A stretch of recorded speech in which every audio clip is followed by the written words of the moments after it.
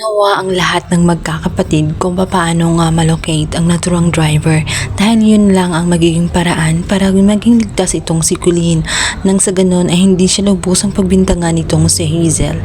Alam kasi nila na hindi ito tatantanan nitong si Hazel. Kaya naman laking tuwa nga ni Andrea at nitong si Jeffrey matapos ngang meron ng mga footage at mga image kung saan malulocate na nga ang plaka ng naturang sasakyan at tuluyan na nilang mahahanap kung saan man ito nagtatago. Bilang banda, huling mga sandali nga nitong si Jessica, subalit nananatili pa rin ang pagkahigpit nga nitong si Hazel at hanggang sa huling sandali ay pagdadamot nga ni Hazel ang kanyang anak mula sa tunay na ama na ito nga si Manuel maging sa mga kapatid nito.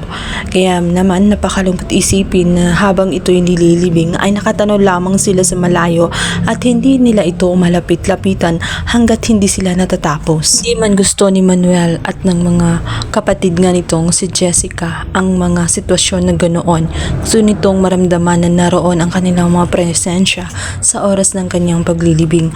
Subalit iniisip na rin nila ang kapayapaan sa kanyang libing dahil tuwing lumalapit sila ay gulo lamang ang magiging hatid nito sapagkat napakasama ng ugali nga nitong si Hazel at kailanman ay hindi matanggap nga nitong si Hazel na pinili nga ni Manuel ang kanyang unang asawa na ito nga si Felma. Kaya naman ganun na lamang kalaki ang galit niya maging dito sa kanyang mga anak.